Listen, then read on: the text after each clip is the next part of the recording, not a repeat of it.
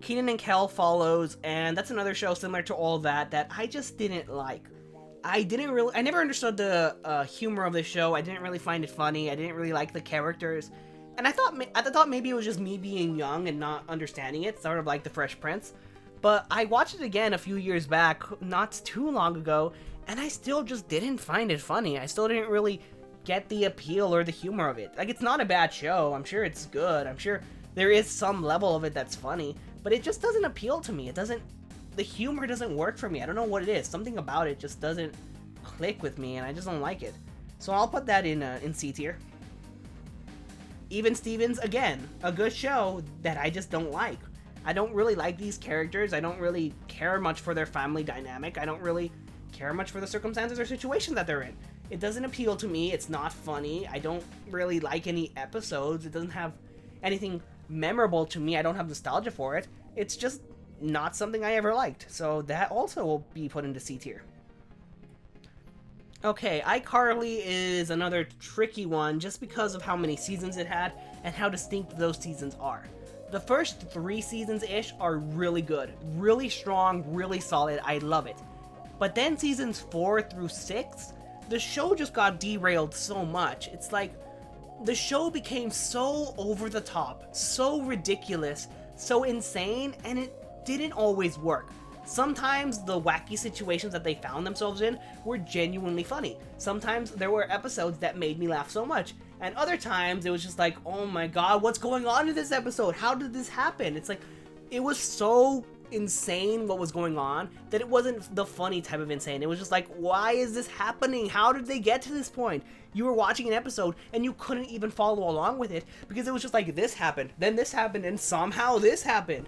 Like, it's just so crazy. Like, there's an episode where they go on some, I think it's Jimmy Fallon, I don't know, but they go on some night show, and it's a special episode, so it's like extra length, and it's just like, what's even going on? I don't know.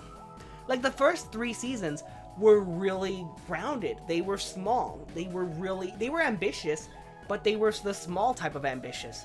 They knew what they wanted to do, and they went for it. But then afterwards, it's like they ran out of ideas or something because the situations just kept getting more and more ridiculous. And it's just like, what's even going on anymore? And then the other thing that really killed iCarly for me is the love triangle. They pushed the love triangle between Carly, Sam, and Freddie so much, and I just really hate that. I'm not a shipper. I don't care about ships. And the show spent so much time focusing on this one love triangle. Which girl is Freddie gonna end up with? He's always had a crush on Carly, but maybe he liked Sam all along. And then, oh, he did pick Sam, but they broke up, and now he's back with Carly. Oh, but he's getting back together with Sam, and I don't care. They pushed that love triangle so hard, and they made it the whole focus of the show. It just derailed it so much. And the thing that hurts the most, the thing that I really hate the most, is the framing device. The framing device is their web show, and that's a good framing device. It's a good way to set up episodes and to get plots rolling. But in the later seasons, they completely dropped that framing device. Their web show, the thing their show is named after, iCarly, is barely even a plot point. It's barely even relevant. Instead, they focus more on all of these other things. And I get it. The web show was never supposed to be the main focus. But when that's your framing device, and you abandon your framing device completely, then what the heck is your show even about anymore? iCarly was a good show. It was really strong, really solid, and I loved it. But it just got derailed so much, it just became really weak. So I think I just have to put it in B tier. It would probably be A tier, maybe even S tier, if it just hadn't gotten derailed so much. That's just my opinion, though. Jonas is another thing that I've never seen. I always confuse Jonas for Big Time Rush, but I know I liked Big Time Rush, and I know I haven't seen Jonas. But if I'm just thinking about them out of memory, then I get them mixed up all the time. Casey Undercover is a great show, really solid, really strong. I really like this show just because of the, it has a really cool world to it with the spy agency and then their enemies, the other side. That's really cool. They never delve into it too much, but the bits that they do explore is really cool to see. Casey's character, she's okay. I feel like she could be better. I feel like she develops way too fast. Like, by the end of season 1, she's already gone through like 3 seasons worth of development. She develops really fast, and so in the later seasons, there's not too much room for her to develop anymore. She's kind of stagnant in the later seasons because she's already gone through all of this development so quickly. The character that I do really like is her brother Ernie, because he has the best development in this show. Like in the first few episodes, in the first season, he's this huge joke that everyone just makes fun of, that nobody likes. But by the end of the show, you know, he's really proven himself to be a competent field agent, to be a competent spy, and most importantly, to be a good person, someone who's a good character, someone who's a person in that world. Like, he's great. And the final episode is really good. It ends the series on a good note. It wraps up plot points really nicely. It gives closure to a lot of development. And it's a really good show. It's really strong. I'm going to give it A tier. Kicking it, I don't remember kicking it too much. I know I watched it, but I just don't remember anything about it. I remember it was pretty bland. It never appealed to me. And the only reason I watched it was because I wanted to watch what was on after it, which I don't even remember what that was at this point.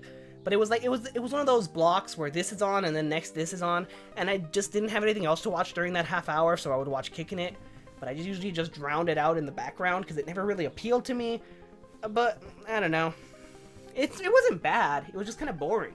I'll just put it in C tier because I think sometimes I think being boring is worse than being bad. But when it comes to sitcoms, I'll take boring over bad. Because if it's boring, I can drown it out. But if it's bad, then it's just painful to watch.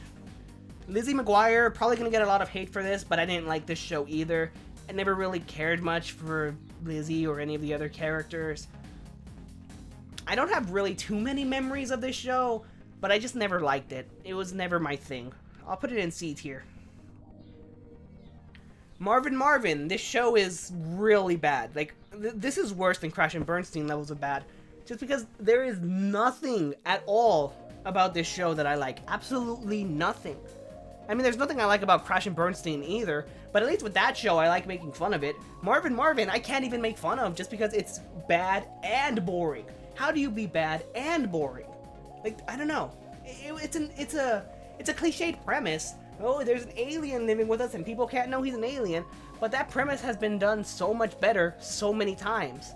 Marvin Marvin does not do a good job with it. It's annoying, it's not funny, it's not likable. There is nothing redeeming about Marvin Marvin in my book. Boy Meets World is what many consider to be the pinnacle of sitcoms.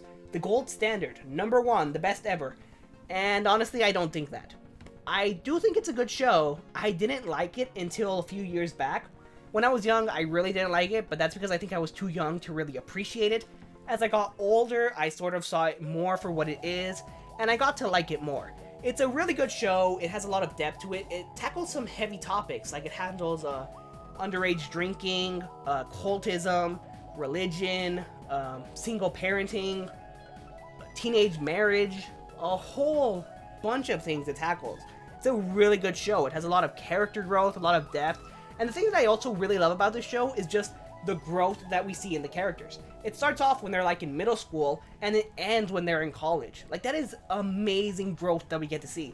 We get to see this journey through their lives, and we get to grow with them. And that's just really amazing for a show to do. I think it's really good. That being said, I still don't consider it to be the best sitcom out there. I think when it comes to sitcoms, because sitcoms are comedy, that's what sitcom stands for, situational comedy, I think the comedy needs to come first. It doesn't have to come at the expense of characters or at the expense of depth and seriousness, but I do think there should be a level of comedy balance. And Boy Meets World doesn't hit the best comedy balance. Like, I love it because it's serious and because it has great characters and everything, but it's not that funny. I don't really find it to be a funny show. And for me, in my opinion, if you're a sitcom and you're not funny, then that's just not a good sitcom. Like, it's still a good show, it's still a great series, it has amazing characters, but because its comedy is lacking, I just don't think it can be the best. I'm still gonna put it in S tier because it does everything else right, but the fact that it doesn't do comedy perfectly, and it doesn't nail comedy the way the Fresh Prince or Drake and Josh do, I feel like it just has to be below them. Just because sitcoms are comedy series. Okay, well, it looks about like we're almost halfway done here. Next is Mighty Med, no S. I always want to put an S. Mighty Med, and I love Mighty Med. I really love this show because I love the lore that it has. It has such good lore for such a small show. It only had 2 seasons, and they managed to cram in so much background, so much world building, so much lore into this small series. The characters themselves are just okay. The two main characters are pretty funny. The other doctors at the hospital are kind of funnier, and the superheroes are pretty much the best part of this show. But what I really love is just the world building and lore that this manages to have crammed into the comedy aspect of it. Like, they managed to do a pretty good balance of comedy and world building, and it's a balance that I don't really see too often in sitcoms. The biggest problem, though, is that this show does not have a proper ending, because Season 2, the last season, ended on a cliffhanger. And then, instead of giving us Season 3, what they decided to do was instead make a spin-off series featuring Lab Rats. Because Lab Rats ended at the same time, and so they made a spin-off series of Lab Rats and Mighty Med. But that completely ruined the show, in my opinion, because the Lab Rats characters and the Mighty Med characters just don't work well together. They worked well together in the crossover that they had, because that was small doses. But when you have an entire series built on them coming together, they're from two different worlds. Mighty Med and Lab Rats are tonally different. Yes, they're both comedy, but the way they handle the comedy and the way that they handle the action and the world building are very different. They're shows that clash with each other. It doesn't work. And because it doesn't work, Lab Rats Elite Forces, the spin-off series of both of them, only had one season, and it was really small, and it was really bad, and no one liked it. And it ruined Mighty Med. And that's the other reason that Lab Rats is in B tier, because it ruined Mighty Med, and Mighty Med was a way better show. So with that small rant out of the way, I'm going to give Mighty Med B tier. Because it could have been a great show, it could have been A tier, but instead it got shafted in favor of Lab Rats. Level Up is a show that I really wanted to like, and I really, really wanted to be good, and it disappointed me on so many levels. So many levels. It was just so bad. And I don't think it was entirely Level Up's fault that it was bad, because Level Up was on Cartoon Network. And by the time Level Up aired, Cartoon Network had already said, hey, we're not going to do live action shows anymore, we're just going to be cartoons. So they didn't care about Level Up at all. They just aired it, and they didn't care about it. And it really shows in the show itself. Like, it's not really a good show in my opinion. It's very weak. The plots don't really go anywhere. There are so many things left unresolved. Nothing happens. Characters don't really have a lot of growth. They're all pretty stagnant. And there's just nothing redeeming about it. And I really wanted to like this show, because the premise of, oh, the video game, and we go in the video game, yeah, that's been done a million times, but it's still a cool premise. And it would have been cool to see in sitcom format. But here, what we got just wasn't the best it could have been. It was really disappointing, really big letdown, and I'm gonna give it D tier. Ant Farm I've never seen, so that goes into the never seen. Although I have heard really good things about it, so I might check it out at some point.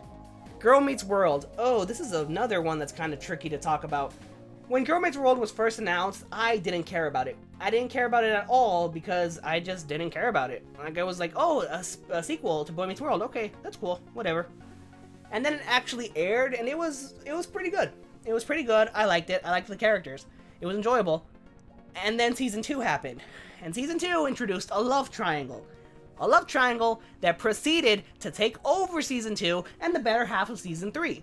The love triangle took up the majority of this show, and it just drove it into the ground, because that love triangle was so pointless and dumb. Like, it literally took up plots that could have been done with better things, with better characters.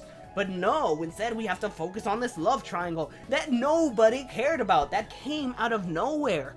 It's like, why? Why would you introduce this love triangle when it is completely unnecessary? It was just a huge waste. And then what makes the show even more disappointing is the fact that the characters from Boy Meets World, the original cast, they're treated so horribly in my opinion. Most of them only come back for 1 or 2 episodes, and when they do come back, they do so little to the plot. Very few times do the original characters influence the plot. And I understand, this is the new characters show. This is Girl Meets World. This is their story. The originals had their story told. But if you're gonna bring back an original character, have him do something of value. Have them matter. But no, instead they're treated as fan service for the older fans, instead of actually doing something of merit. This show is just a huge wasted opportunity that really just ruined itself before it could get good. And so I'm gonna give it C tier, because it could have been good, but it just wasn't as good as it could have been. Out of Jimmy's Head, similar to Level Up, a live-action show on Cartoon Network that they just didn't care about, they just aired, and then they just forgot about. It wasn't as bad as Level Up, so I'm going to give it C tier, but I really wish it could have been better. Wizards of Waverly Place. This is a fun one because I sort of dropped this one halfway through and then picked it up again years later. It was a good show when it started out. It was really enjoyable starting out, it was really fun, I really liked it. But the big problem is that it just kind of got derailed, like so much. Because the thing that I loved about Wizards of Waverly Place was the world building. I really loved the world building in the magical community. But then they just went all over the place. They started introducing angels, and werewolves, and vampires, and zombies. And I get it, those are all different types of magical creatures, so it's still developing the magical world. But the focus on the wizarding community just sort of disappeared. They focused less on the wizarding community and instead decided to expand on the entire other magical world with all of these other creatures. And it just became so big and so convoluted, and I don't think the show was able to really handle it that well. I don't think it really managed to focus on a single thing, instead going all over the place and just being this huge mess. It's not bad, but it just wasn't narrowed or focused enough for me. It didn't really work. So I'm just gonna go ahead and give it B tier, because it started out really good, but then it just kind of went all over the place. Phil of the Future is a great show. I love that. Nostalgic, childhood, memories, classic, iconic. The thing that really brings it down is the ending, because it didn't have an ending. It ended on a cliffhanger. And I think endings are really important. No matter how good your show is, if your ending is bad, your show is not as good as it could have been. Endings matter so much. And when you don't nail the ending, well, it just doesn't work as a whole. Like, it just really fails to captivate as much as it could have. So because of that, I'm going to give it A tier. It could have been S tier, but with a weak ending, I just don't see it being much higher. Zoe 101 is another huge mess. And when I say huge mess, I mean huge mess. This one had so much behind the scenes problems.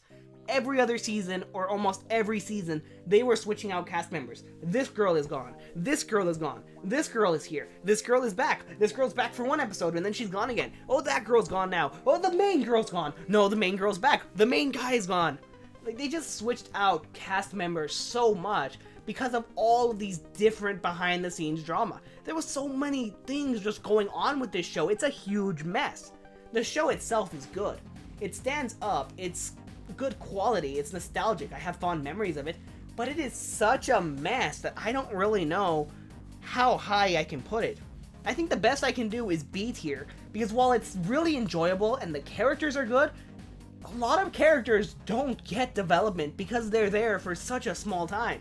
Some people are there for like one season, or a season and a half, or 2 seasons, and you can't have that much development in that small amount of time, especially when you have so many characters coming in so many different times.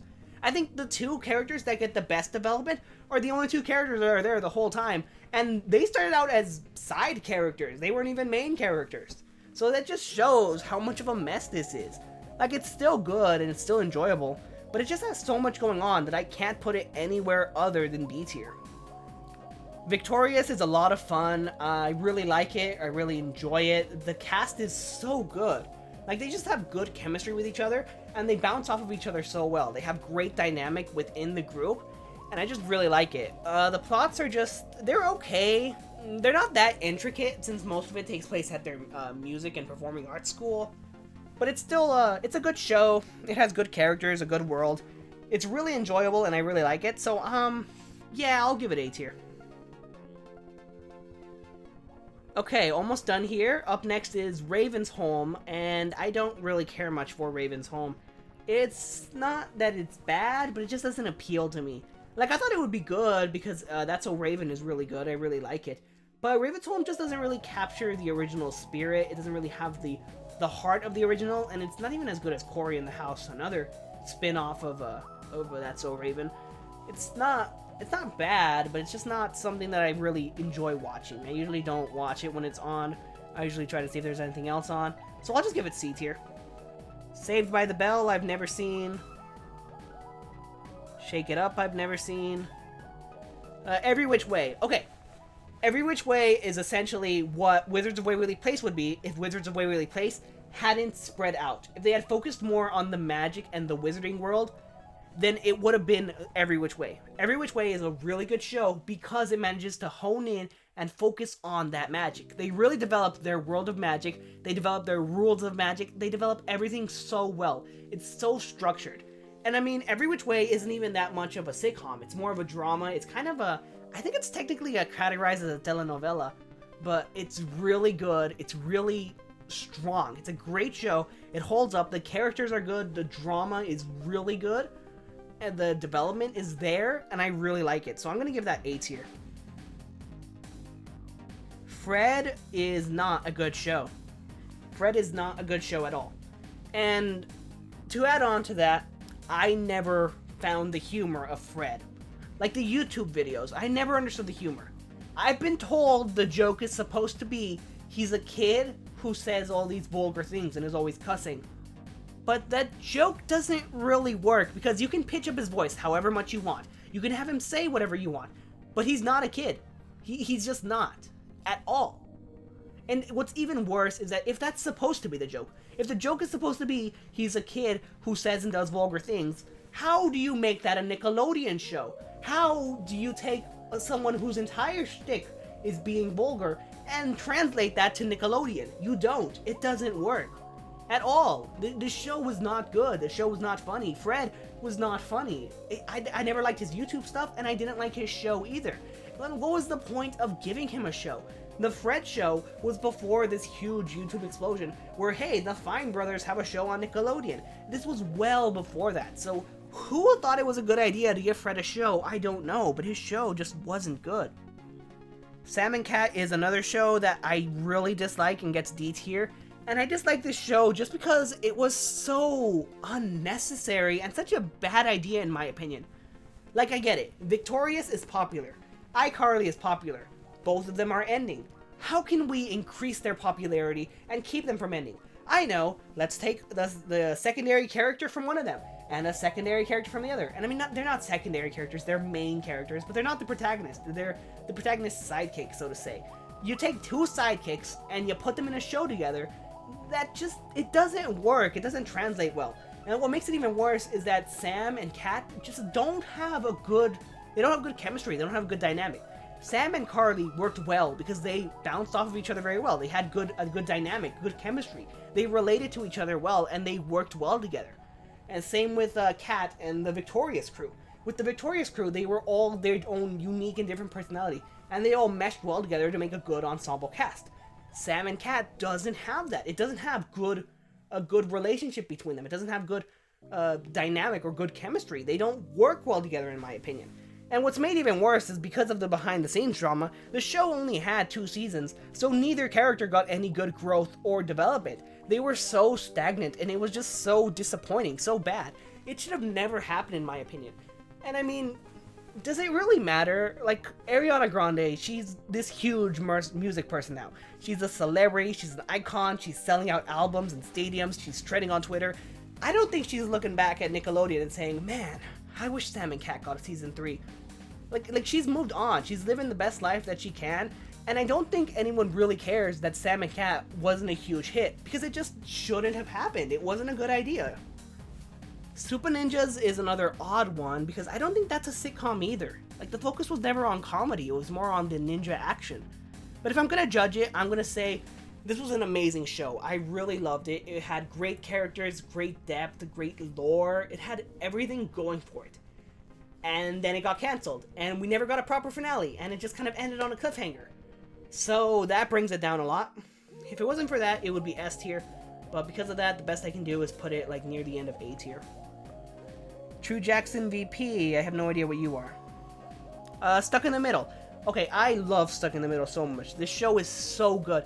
I'm kind of sad that it's over. I wish they had gotten a season 4. But at the same time, season 3 had such a strong finale. It really brought together all of the characters, and I love it. Like, I think one of the best things Stuck in the Middle does is have such a strong cast. Because it's hard to do when you have, they have 7 or 9 characters. Okay, they have 7 siblings and the 2 parents, so that's 9. They have a main cast of 9 characters. That's a huge main cast. And yet all 9 of them managed to get great moments. They managed to get great development, great stories, great plots. Like, they have this huge ensemble cast, and they manage to work all of them well together, and they just have a great family dynamic. Like, I love it. Like, I don't think there's any of the 7 siblings that I can really say I dislike. Like, maybe the youngest sister can be a little annoying at times, but she manages to make it work to where she's not annoying, but rather it's her own little unique charm to it. And the show just works so well. It has a great, amazing family dynamic. It balances characters so well. It has great plots. It's super entertaining. It's super funny. I really love it. So, you know, I'm going to give that one S tier. Coop and Cammy Ask the World. That's another new show. I think that one's only about a year old, maybe a little less. I've seen it, and it hasn't really impressed me too much. There's not too much really to talk about it. The characters are just okay. Some of them are good, some of them not so much. I liked some of the humor. Some episodes entertained me, others not so much. It's just it's an average show. It could be better, but as it is now, I don't think there's anything really much to say about it. It's going in C tier. Okay, That's So Raven. That's So Raven easily goes into A tier. It's a really good show. It's iconic, classic, nostalgia, memorable. It holds up a lot. It stands up. It tackles some pretty deep and heavy topics. It managed to have good humor, good situations, and despite the fact that the show featured around a psychic, it was pretty grounded, pretty good, pretty relatable. So I think that's really good. It has pretty much everything going for it. So I'm gonna give that top of A tier. Sweet Life on Deck. I don't think anyone is going to say this but me, but I think Sweet Life on Deck is better than Sweet Life of Zack and Cody. Like, I think On Deck had better character development, I think it had better plots, it definitely had the better finale. The finale is so good, so strong. It wraps up all of the character plots, even stretching back from Sweet Life of Zack and Cody. Like, the development they had there combines with the development they had in Sweet Life on Deck, and it just made it for a really strong finale. So great character arcs, great character development, great character moments. It's really good, really strong, and I just feel it's the better series overall. Like, Sweet Life of Zack and Cody has more nostalgia to it, and it has more childhood memories, but looking at which is the better one, which handles the characters better, I think On Deck does more with the characters and has the characters grow more than Sweet Life of Zack and Cody did. So I'm gonna put that one in an A tier, just above it. Best Friends Whenever. This show could have been better, but it wasn't. The first season of this show was so good. I loved the first season of this show. They had this amazing, long-stretching plot. A lot of mystery, a lot of deep intricacies, a lot of suspense. It was so good. Like, each episode slowly built up a bit more information, a bit more background, finding out what happened here, what happened there, how did we get here. It was so good. And then they wrapped that plot up in the season 1 finale, and season 2 just had nowhere to go. Season 2 has its own plot, but that plot isn't as good, it isn't as suspenseful, it isn't as entertaining, and it just brings the show down so much. And what's more so is, I feel season 2 had a lot of character regression. Like, season 1 had so much good character development. The characters grew so much. And then season 2 happens, and it's like, oh hey, that development we went through, let's just pretend it didn't happen. Like, they go down so much, and they revert back to their almost beginning of season 1 character types and personalities. And it's really sad to see, because this show was so good. I'm almost glad it ended at season 2, because I don't know what season 3 could have done to bring it back up. It either would have stayed at that level of quality, or it would have gone down more. But I just don't see a way it could have gone back to the level that season 1 was at, because season 1 was just so strong. So, I want to say C tier, but season 1 was just so good. So I'll just give it I'll give it B tier. The Haunted Hathaways, another show that I think ended way too soon. I really liked this show because I really liked what they were doing. You know, the family of ghosts living together with the family of humans. The humans move into the house to start their new bakery, and the ghosts are already living there, and they gotta learn to get along. It's a simple premise. It's a bit cliched. I think it's supposed to be like not a parody, but sort of a twist on the classic. Our parents got married and now we're siblings. Except here the parents didn't get married. They're just living together because they're ghosts. But it worked really well. The characters' interactions all worked well. It's just a good show. Good character relationships, good growth and development. It ended way too soon. Like, I think it only had 2 seasons. It might have had 3, but I'm pretty sure it only had 2. I just wish they had did more with it. I wish they had done a bit more. I'm gonna put it in B tier. It would have been... yeah, that's fine. It would have been A tier if they had just let it grow a bit more. But as is, I've got to say B tier.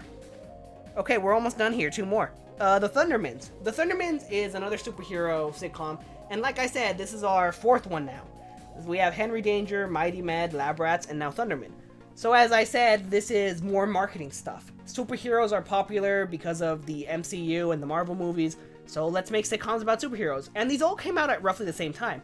Mighty Med, Lab Rats, Henry Danger, and the Thundermans, they all sort of came out at around the same time, around the same little bubble, and they all sort of like were lumped together as the superhero shows.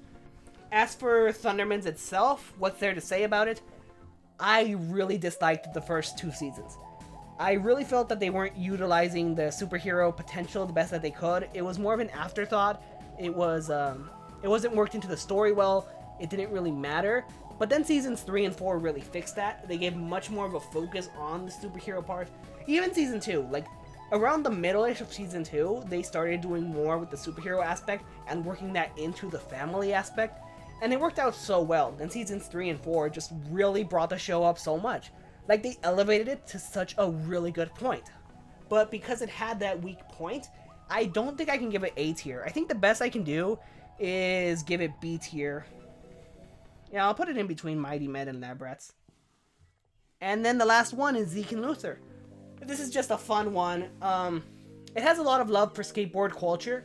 If skateboard culture even exists, I don't know if it does. I don't think so. But if it does, it has a lot of love for skateboard culture. It's authentic. It has heart. It's not a shameless cash grab. And I don't think it is because Tony Hawk hasn't been popular since... I don't even know when the last Tony Hawk game came out. Like, I don't even know if the guy still skateboards or not.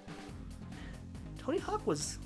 He was cool when I was a kid, but I haven't heard anything about him in like forever. But anyways, this show, it was really authentic. It really had a lot of heart. It really cared about the plot that it was telling. Because it does have a good plot. Like, it has a good story of Zeke and Luther becoming pro skateboarders.